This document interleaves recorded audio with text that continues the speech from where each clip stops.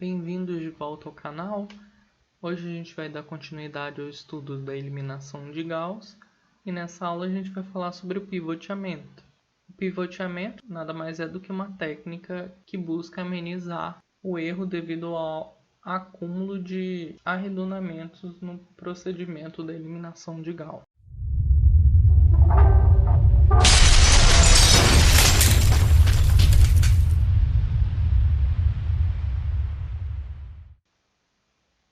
Nós vamos nessa aula desenvolver um algoritmo que vai fazer a eliminação de Gauss de forma a otimizar o acúmulo de erros de arredondamento, por meio de operações elementares sobre as linhas da nossa matriz completa do nosso sistema linear. Na aula passada, a gente implementou o método de Gauss, que nada mais é do que utilizar essa operação nas linhas da minha matriz completa. Essa operação visava triangularizar nossa matriz, fazer ela virar uma matriz triangular superior, ou seja, todos os termos abaixo da minha diagonal principal tinham que ser nulos. Como a gente pode observar, essa transformação ela pega uma iésima linha e substitui por ela mesma, mais uma linha P, que é a linha que contém o meu elemento pivô, multiplicada por uma fração.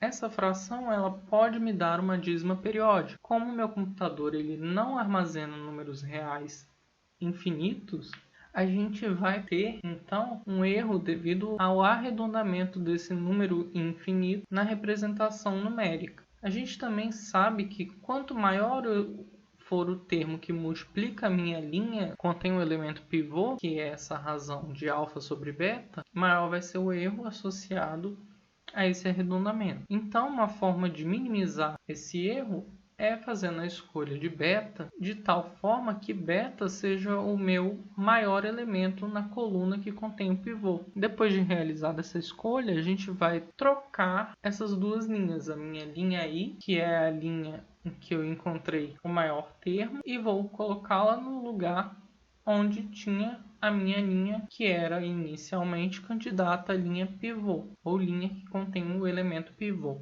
Então, como eu já tinha me adiantado, a troca de linha será feita de modo a substituir na linha da jésima substituição aquela que oferece o maior pivô para a substituição. Aqui a gente tem um exemplo de um sistema representado matricialmente e que é 4 por 4. A gente pode observar que todos os elementos abaixo do meu primeiro elemento pivô já são nulos. É como se a gente já tivesse feito a eliminação de Gauss naquela coluna. Agora, passando para a próxima coluna, a gente vai estar trabalhando nessa matriz aqui, porque a primeira linha ela vai se manter inalterada até o final do nosso procedimento. Dentro dessa matriz menor, a gente vai dar importância agora para essa coluna, mais precisamente, na próxima passagem. Nessa coluna a gente consegue identificar três elementos, o 3, o 5 e o 7. Se a gente fosse proceder à eliminação de Gauss sem pivoteamento, na substituição da terceira linha, a gente ia ter que alfa ia ser 5 e beta ia ser 3. Para a terceira linha, alfa seria 7 e beta seria 3. Só que minha matriz com essa configuração, ela não me oferece um bom termo na posição de pivô. 3 é o menor número, enquanto 7 seria o meu melhor candidato, por ser o maior número. Se 7 fosse beta, o produto que eu vou fazer entre um escalar e a linha pivô na minha substituição vai ser mínimo. Então, a escolha da linha 4 para substituir com a posição da linha 2 é uma posição que minimiza o meu acúmulo de erro devido ao arredondamento. Então, a gente pode realizar essa troca de linhas e configurar o sistema dessa forma. Então, na verdade, o que a gente vai ter que implementar? Nós vamos ter que verificar qual o maior termo da coluna I, que é a coluna pivô. Depois de feita a verificação, identificar qual o índice da linha que contém o nosso candidato a pivô.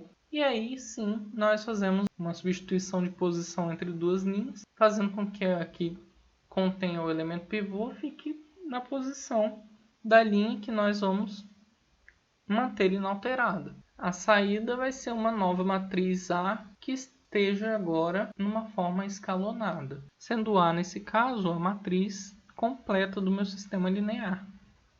Todas as operações que a gente estiver fazendo na matriz dos coeficientes são operações que devem ser realizadas também no meu vetor de termos independentes B.